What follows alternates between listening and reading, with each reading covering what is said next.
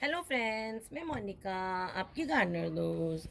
आज आपसे बात कर रही हूँ इस डेफनबेकिया प्लांट के बारे में। डेफनबेकिया पे मैंने पहले भी वीडियो बनाया हुआ है एक केयर के, लेकिन कुछ व्यूअर्स बार बार कह रहे हैं इसके लिए बनाइए, तो मैंने कहा एक बार और बना देते हैं। आपको ये जो पीछे गंदा गंदा दिख रहा है, ये पीछे जो मकान बना है उनका ये सारा सीमेंट हमारी टाइल्स पे लग गया है। इसको क्लीन करेंगे हम अभी। स्टैंड्स भी यहाँ से हटाए हुए हैं, देखिए सारा सीमेंट जम गया है नीचे। तो चलिए फिर इसके बारे में बात करते हैं। तो डेफनबेकिया जो है वो इंडोर लगाने के लिए बहुत अच्छा प्लांट है। आप इसको इंडोर ऐसी जगह लगाएं जहाँ पर ब्राइट इनडायरेक्ट लाइट आ रही हो, डायरेक्ट धूप नहीं हो। और लेकिन ऐसी जगह ना रखें जैसे किसी दरवाजे के आगे, या ड्राफ्ट्स जहाँ पर हवा आती हो ना, बहती हो जहाँ हवा, उस जगह ना रखें इसको आप। इसको रास्ते वगैरह में, जिसको कहते हैं ठंडी गर्म हवा नहीं लगे इसको, किसी हीटर के वेंट के पास या कूलर के वेंट के पास, ऐसी जगह ना रखें। और इनडायरेक्ट ब्राइट लाइट अच्छी आती हो उस जगह पर इसको आप रखें, तो ये इंडोर में बहुत अच्छा चलता है। इसको प्लांट जो है ये बड़ा इजी टू ग्रो प्लांट है, लेकिन ये ज़्यादातर लोगों से जो शुरू में बिगिनर्स हैं उनसे ये इसलिए नहीं लग पाता है कि इसमें पानी और लाइट का बहुत ज़्यादा तो नहीं मैं कहूँगी, एक ध्यान आपको नहीं पता हो तो ये पौधा नहीं चलता है। तो क्योंकि इसकी जो स्टेम है वो बड़ा फ्लैशी है, मोटा स्टेम होता है, देखिए मोटा स्टेम होता है इसका, फ्लैशी। तो इसको अगर आपने ज़्यादा पानी दे दिया तो ये गल जाता है, और कम पानी दिया तो इसकी पत्तियाँ बर्निंग होने लग जाती हैं, टिप्स ब्राउन होने लग जाती हैं, फिर भी आपका ये पौधा नहीं चल पाता। तो इस पौधे को लगाने के लिए मेन बात क्या है कि इसमें जो पानी आपको देना है वो तब देना है जब इसकी ऊपर की लेयर जो है ना वो मिट्टी की, देखिए मेरे इसकी, ये देखिए मिट्टी की लेयर जो है, अब मैं इसको हाथ लगा रही हूँ मिट्टी को तो ये मॉइस्ट है, लेकिन ये ऐसे सूखी हुई है, देखिए है ये मॉइस्ट लेकिन सूखी हुई है। तो ऐसी जब मिट्टी ऊपर से इतनी सूखे, देखिए तब पानी देना है आपको। इसकी मिट्टी को सौगी नहीं करना है। अगर आपने इसकी मिट्टी में ज़्यादा पानी दे दिया तो इसकी जड़ें गल जाएंगी, पत्तियां पीली पड़ जाएंगी, गिरने लगेंगी और आपका पौधा मर जाएगा। इस चीज़ का आप विशेष ध्यान रखें जब डेफनबेकिया लगाते हैं। दूसरी चीज़, इसको धूप में नहीं रखना है, धूप इस पर नहीं पड़नी चाहिए। ये शेड में रहेगा, ऐसी जगह जहाँ अच्छी ब्राइट लाइट आती हो। और वेंट में नहीं रखना है, दरवाजे वगैरह के सामने हवा बहती है जहाँ, वहाँ नहीं रखना है, वहाँ ये नहीं चलेगा। इसकी एक ख़ास चीज़ ये है कि आप बाहर, अगर मैंने तो देखिए मैं तो बाहर ही रखा हुआ है, मैंने तो शेडी एरिया में रखा हुआ है जहाँ पर धूप नहीं पड़ती, ब्राइट लाइट पड़ती है। और दूसरी चीज़ ये थोड़ी गहरे शेड में भी, जहाँ लाइट थोड़ी कम आती है, वहाँ भी चल जाएगा। इंडोर्स में अच्छी तरह ग्रो करेगा, हेल्दी रहेगा, लेकिन फिर वहाँ पर न्यू लीव्स नहीं आएंगी, वो वाली ग्रोथ नहीं करेगा। ये सरवाइव करेगा वहाँ पे, सुंदर लगेगा, पौधा लगा रहेगा आपका।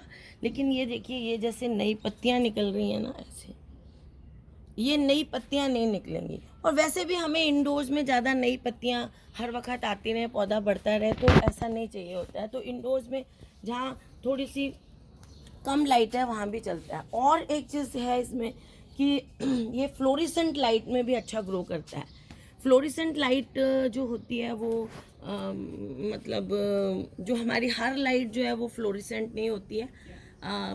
एलईडी लाइट्स जो होती हैं उनमें से कुछ फ्लोरिसेंट होती हैं। तो जब फ्लोरिसेंट लाइट प्लांट्स के लिए क्या क्या आप ले आएँ बाज़ार से, अगर रखना है तो वो लगी हुई हो तो उसमें भी ये चल जाता है। लेकिन आप इसको बिना फ्लोरिसेंट लाइट के भी अगर इंडोर में बस जहाँ ज़्यादा शेड है वहाँ भी अगर इसको आप रख देंगे तो बस ग्रोथ नहीं करेगा, लेकिन पौधा आपका अच्छा चलेगा।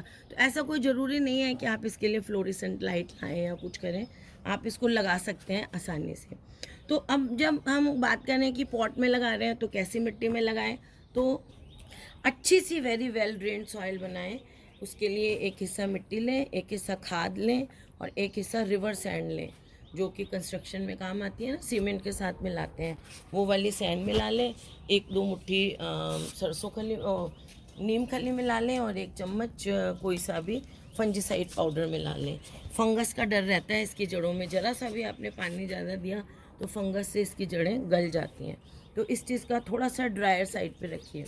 अच्छा, कई बार क्या होता है इसकी पत्तियां बड़ी ऐसे लटक जाती हैं, ड्रूप कर जाती हैं यूं ऐसे बिल्कुल। इसका मतलब है कि आप इसको पानी कम दे रहे हैं। बस जब आपकी पत्तियां लगे ऐसे ड्रूप कर रही हैं तो आप इसको पानी दे दीजिए। लेकिन कई बार क्या होता है पानी खूब सारा दिया हुआ है, आपने सौगी कर रखी है मिट्टी, और फिर भी पत्तियां ड्रूप कर रही हैं, इसका मतलब आपने ओवर वाटरिंग करी है। एक इसमें टेंडेंसी है कि इसके नीचे की पत्तियां जो मैच्योर होती रहती हैं वो पीली होती रहती हैं, तो आप उन पीली पत्तियों को हटाते रहें, नीचे की पत्तियां। लेकिन कई बार हम बहुत ज़्यादा ओवर वाटरिंग आप कर देते हैं या लाइट बहुत ज़्यादा धूप सी में रख देते हैं, तब भी इसकी पत्तियां पीली पड़ने लग जाती हैं। तो उस चीज़ का आप ध्यान रखें। अगर नॉर्मली नीचे नीचे की पत्तियां पीली पड़ रही हैं, कोई एक आधी मैच्योर पत्ती, तो वो आप हटाते रहें। और अगर बहुत सारी पत्तियां पीली पड़ रही हैं, इसका मतलब आप पानी ज़्यादा दे रहे हैं या फिर आपने लाइट का जो है वो ध्यान नहीं रखा है। तो ये तो इसकी मिट्टी बनाने की बात हो गई। लाइट मैंने आपको बता दिया कि इनडायरेक्ट ब्राइट लाइट इसको चाहिए होती है। और इसको अपने चारों तरफ मॉइस्चर अच्छा लगता है, या तो इसको आप बहुत सारे पौधों के बीच में लगाएं, जहाँ खूब सारे पौधे पड़े हुए हैं वहाँ लगाएं आप, तो इसको मॉइस्चर मिलता रहेगा। या फिर आप इसके पास में कोई बर्तन पानी का भर के रख दें, या इसको मॉइस्चर ट्रे पे रख दें। मॉइस्चर ट्रे बनाने के लिए आप कोई गहरी सी बड़ी ट्रे ले लें, तसला टाइप, या आटा गूंदने की परात होती है उस टाइप का कुछ ले लें, मिट्टी का बर्तन या कुछ भी ले लें, और उसमें बड़े बड़े पेबल्स भर लें। इतने बड़े बड़े वाले पेबल्स आते हैं वो भर लें, और उन पेबल्स फिर उसमें पानी डालें। पानी इतना डालें कि जो पेबल्स हैं वो आधे आधे पानी में डूबें और आधे पानी से ऊपर रहें। और उसके ऊपर क्या करें, एक ये जो गमलों के नीचे रखने की बॉटम ट्रे आती है, बॉटम ट्रे मैं आपको कई बार दिखा चुकी हूँ, बाज़ार में मिलती है, गमले के नीचे रखते हैं जो, जिससे कि नीचे गंदा नहीं हो फर्श। वो उन पत्थरों के ऊपर वो बॉटम ट्रे रख दें, और उस बॉटम ट्रे के बीच में आप ये गमला रख दें, ताकि जो पानी है वो ये गमला एब्जॉर्ब नहीं करे। वो पानी गमले के टच में नहीं आना चाहिए, बस उस पानी की ठंडक, उस पानी का मॉइस्चर इस गमले को मिलता रहे। इस तरह से इसको रखें। और पत्तियां इंडोर रख रहे हैं तो साफ़ करते रहें। अभी हमारे यहाँ तो देखिए कलर वलर हो रहा है, तो पत्ती थोड़ी इसकी गंदी भी हो रही हैं, तो पत्तियों को कोई सा गीला कपड़ा लेके, कॉटन का गीला कपड़ा लेके थोड़ा थोड़ा पोंछते रहें। इसकी पत्तियाँ जो है वो बड़ी क्लीन हो तो देखिए बड़ी खूबसूरत लगती हैं, अगर अप्रोप्रिएट लाइट में। और इसकी कई वैरायटीज़ आती हैं, ये तो बेसिक वैरायटी में आपको देखिए, ये देखिए कैसे, ये देखिए खेलने में लगा हुआ है मग्गे के साथ, और फेंक फेंक के खेलता है उसको, फेंक फेंक के। तो ये देखिए। और इसकी एक और ख़राब बात है, जैसे आप वीडियो चालू करो फिर ये खेलना बंद कर देगा, पता नहीं। ये देखिए, ये देखिए।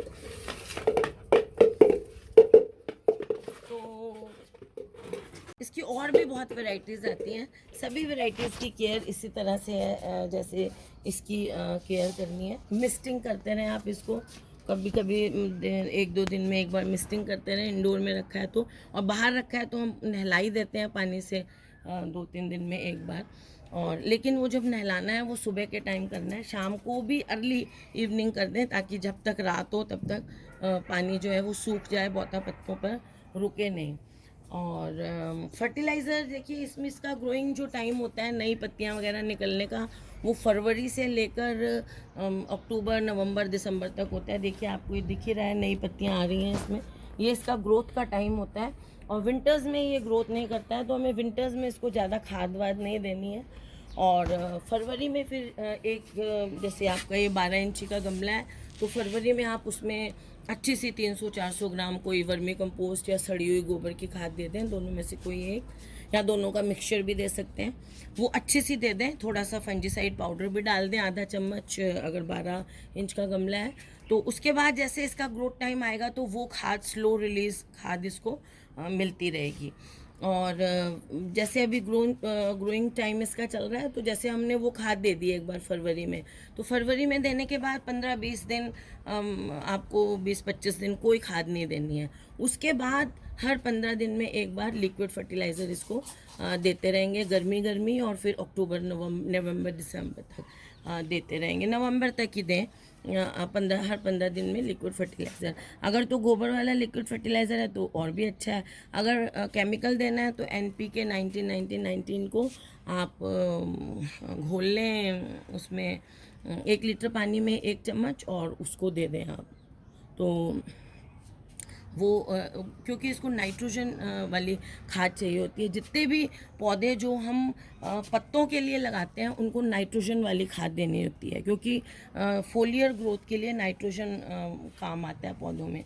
तो NPK 19 इसको दें आप। नहीं तो अगर आप रात भर गोबर ले लें, गोबर की खाद या वर्मी कंपोस्ट ले लें, 1-2 मुट्ठी एक बड़ी बाल्टी पानी में 10-12 लीटर की उसमें भिगो दें ओवरनाइट और नेक्स्ट डे उसका पानी दे दें। तो वो भी इसके लिए, वो भी नाइट्रोजन रिच होता है और इनके लिए इसकी ग्रोथ के लिए बहुत अच्छा रहता है। और फिर क्या है कि आपका ये जो पौधा है इसको जब आप पानी वानी दें अच्छी तरह देखते रहें। कई बार क्या होता है इस पे ना, और बस इसको क्या है कि प्रूनिंग भी करते रहें। जब ये कई बार क्या होता है, जैसे ये देखिए ये है, इसमें ऊपर देखिए ऊपर से भारी हो जाता है। ये आपको दिख रहा है, नीचे से पतली सी डंडी है। ये वाले में भी देखिए, दोनों में नीचे से पतली सी डंडी है, ऊपर से पौधा इतना भारी हो गया है। तो अगर ऐसा हो जाए तो इसको साथ के साथ प्रूनिंग भी करते रहना चाहिए। जैसे अब ये इतना बड़ा हो गया है, देखिए ये ऐसा हो गया है ना। इसको यहाँ पे ये इतना लंबा हो गया है और ऊपर जाके बाहर हो जाएगा। ये और लंबा होगा तो बस यहाँ पत्ते रहेंगे इसके, यहाँ पत्ते नहीं रहते हैं। तो इसको हमें करने के लिए क्या करेंगे, यहाँ से आप काट दें।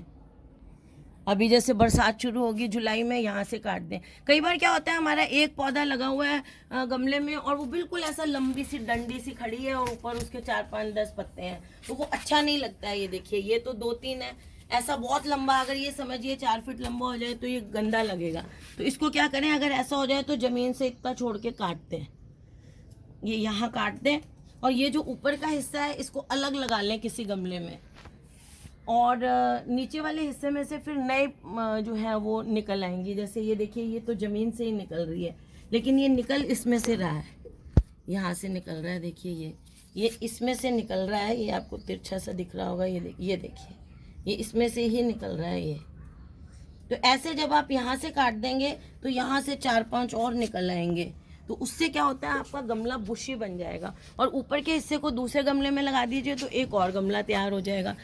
वैसे इसको ना छोटी इसके लंबे स्टेम को छोटे पीसेस में काट के बहुत सारे पौधे तैयार हो जाते हैं। तो मैंने उस पर वीडियो बनाया हुआ है, how to grow dieffenbachia by cutting. तो ये एक, अगर आपको इतनी सी भी डंडी मिल जाती है ना डेफिनबेकिया की, तो उससे आपके 10-15 पौधे तैयार हो जाते हैं। वो कैसे है, उसके लिए आप वो वाला वीडियो देखिएगा, उसका मैं लिंक डिस्क्रिप्शन में दे दूँगी। तो उससे आपको, और जैसे मैंने अभी बताया, ऐसे काट देंगे तो फिर आपका ये बुशी बन जाएगा, ऐसे लैगी नहीं रहेगा प्लांट। अरे चुप रहे। कभी कभी क्या होता है, जब आप इसकी क्लीनिंग करते रहें तो देखें, कभी कभी इस पर स्पाइडर माइट्स बहुत होने का डर रहता है। नीचे आपको कोई कॉटनी ग्रोथ दिखे पत्तियों के नीचे की तरफ, या फिर कोई कुछ भी इंसेक्ट कोई और दूसरा भी दिखे तो ध्यान रखें। अगर दिखता है तो इसमें नीम ऑयल का स्प्रे करें। जब भी आपके पौधे में कोई इंसेक्ट लगा हुआ हो और तब आप नीम ऑयल का स्प्रे करें, तो एक दिन छोड़ के 4-5 बार करें। एक बार करने से उसमें असर नहीं होगा, क्योंकि ये जो ऑर्गेनिक चीज़ें हैं वो एक बार में असर नहीं करती हैं, केमिकल करती हैं एक बार में असर। तो 4-5 बार लगाएं जब तक कि वो इंसेक्ट हट नहीं जाए। एक बार दे देते हैं हम, फिर सोचते हैं अरे हमारे तो ये उग नहीं रहा, ऐसा नहीं है। तो ये इसकी केयर के बारे में मैं बताना था मुझे आपको। तो फ्रेंड्स, अगर आपको ये वीडियो अच्छा लगा तो इसे लाइक करिएगा, शेयर करिएगा और मेरे चैनल को सब्सक्राइब करिएगा। और मेरा एक इंग्लिश चैनल है, फन गार्डनिंग इंग्लिश, उसे भी देखिएगा और इंस्टाग्राम पे भी मुझे फॉलो करिएगा। Okay friends, bye.